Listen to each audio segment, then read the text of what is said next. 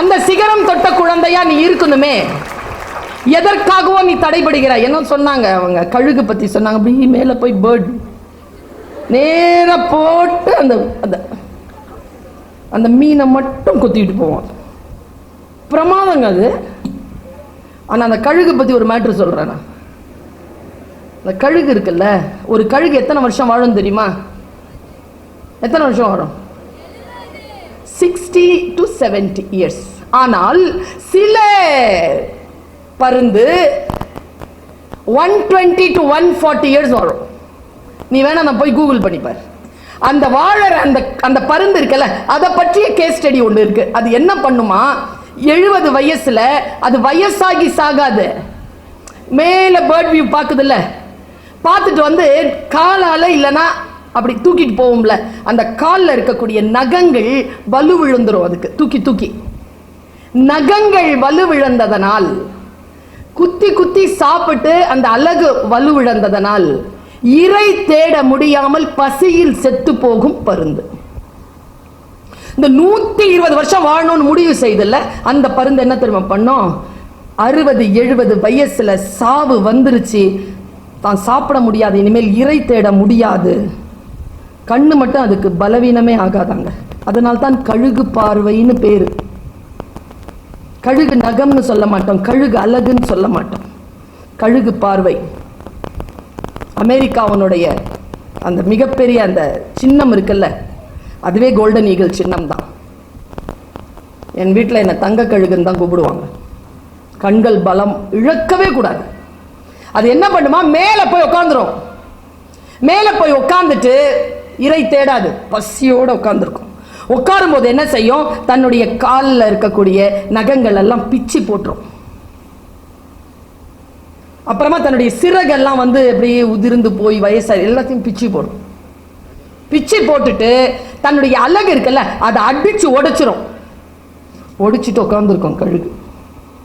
தவம், அந்த தவ பீரியட் இருக்குல்ல, அது கடந்த பிறகு அதில் அதை சஸ்டெயின் பண்ணிடுச்சுன்னா, அந்த பீரியடை மட்டும் அது சஸ்டெயின் பண்ணிடுச்சுன்னா, இயற்கை அதற்கு புதிய நகங்களை, புதிய சிறகை, புதிய அழகை தரும். அதை பெற்றுக்கொண்ட அந்த கழுகு மீண்டும் 60-70 ஆண்டுகள் வாழும்.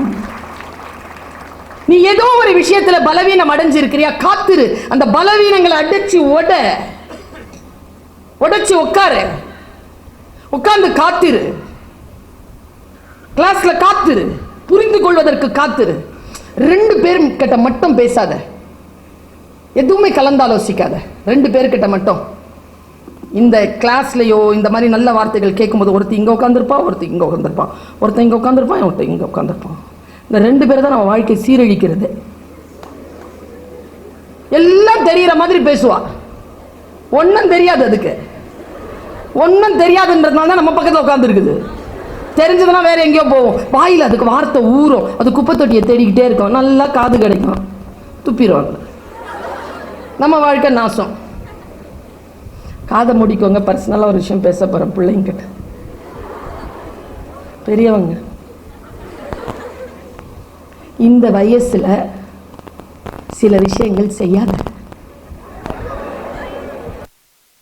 சொல்றேன். ஏதோ உன்னை சொல்லலைங்கிற மாதிரி நினச்சிக்காத. நீ சைலண்டா இருக்கிற, அவனுக்கு சைலண்டா இருக்க தெரில, அவ்வளோதான். சொல்கிறேன் பாரு. 10 வரல, 10, 11, 12 வரல, இந்த டைம்லலாம் வேறு பாலின ஆண் பெண்ணோட எந்த காதல் கத்திரிக்காலம் பண்ணாத. ஆமா, இதை யாரும் உனக்கு சொல்லி தர மாட்டாங்க. நான் போகிற போக்கில் சொல்லிட்டு போயிடுவேன். சத்தியமா சொல்றேன், செய்யாத. ஏன் தெரியுமா, இன்னும் 10 வருஷத்துல, உங்களுக்கு ஒரு 12 வருஷத்துல ஒரு சனியம் வரும். வந்தா போவாது. சரியா சொல்றேனா சார்?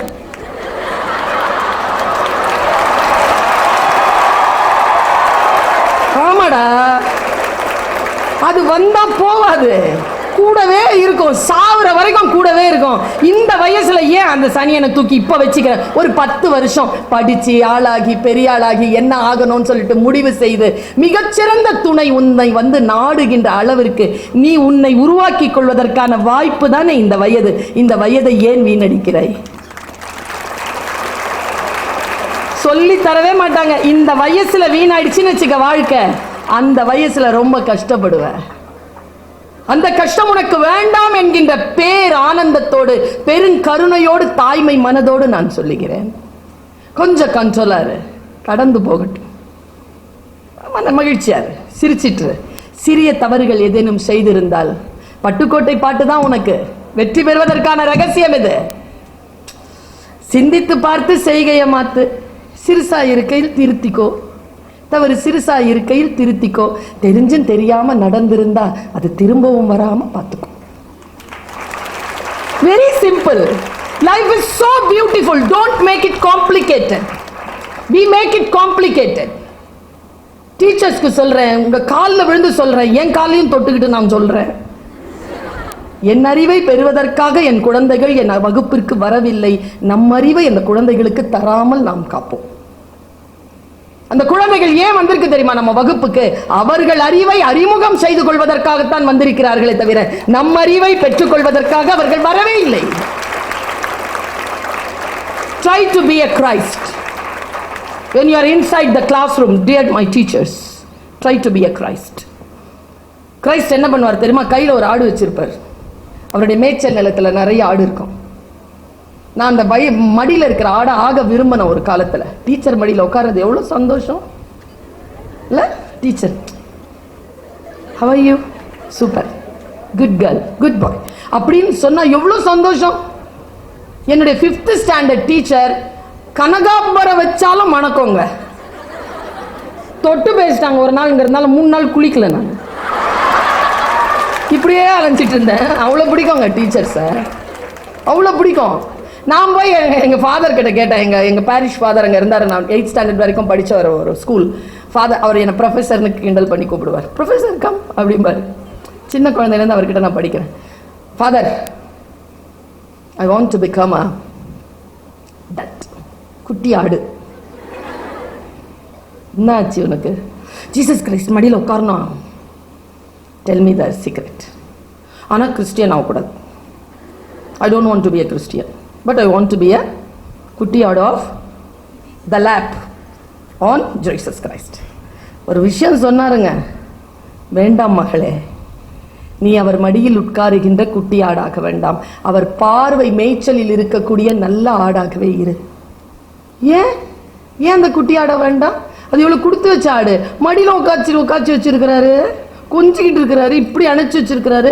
கடவுள் மடியில் உட்கார்வதை விட வேறு என்ன பேரு ஃபாதர்? அவர் சொன்னார், இல்லை பாப்பா, அது உன்ன மாதிரி நீ சொல்ற மாதிரி கொடுத்து வச்ச ஆடு இல்லை, வேற சொல்ற பேச்சு கேட்காத ஆடு. அப்படியா? ஆமா, ஏற்கனவே கீழே விழுந்து வழி தவறி போய் கால் உடஞ்ச ஆடு. கீழே விட்டா வழி தவறிடுவோங்கிறதுனால ஜீசஸ் கிரைஸ்ட் அதை மடியில் உட்கார வச்சிருக்காரு. நீ அந்த ஆடா வேணா, அவர் பார்வையில் இருக்கும் மேய்ச்சல் நிலத்தில் இருக்கக்கூடிய ஆடா இருந்த உடனே ஒரு டீச்சராக என் மனசுல வந்த வெளிச்சம் என்ன தெரியுமா? நான் யாரை மடியில் உட்கார வைத்திருக்கிறேன்? நல்லா படிக்கிற, சொல்ற பேச்சு கேட்கிற, அழகா எல்லா வேலையும் செய்யற பிள்ளையை தானே மடியில் உட்கார வைத்திருக்கிறேன். அவர்களை மேய்ச்சல் நிலத்தில் விட்டுவிட்டு யாரெல்லாம் ஃபெயிலாவதற்கு தயாராக இருக்கிறார்களோ, யாரெல்லாம் சொல்ற பேச்சு கேட்கவில்லையோ, யாரெல்லாம் எதை சொன்னாலும் புரிந்து கொள்ளவில்லையோ, அவர்களைத்தான் நாம் நெருக்கமாக வைத்திருக்க வேண்டுமே தவிர நல்ல ஃபர்ஸ்ட் மார்க் வாங்குற பிள்ளையோ இல்லை. கவனம் இருக்கட்டும். அடுத்த முறை நான் பக்கத்தில் உட்கார்ந்து, மேடம் எவ்வளவு சென்டம் மேடம் உங்க ஸ்கூல்ல சொன்னா 50 to 60% சென்டம் வாங்குற ஸ்கூல் இந்த ஸ்கூல் என்று அவர்கள் சொல்லுவார்கள். ஆசிரியர்கள் சில பேரின் மீது கவனம் வைக்க வேண்டும். நான் ரொம்ப நுட்பமா ஒரு விஷயம் பிள்ளைகளுக்கு சொல்றேன், பாய்ஸ் அண்ட் கேர்ள்ஸ். எனக்கு என்ன தெரியுமா பாப்பா, இதுங்க ஜெயிக்குது என்ன அப்படி பார்க்குற?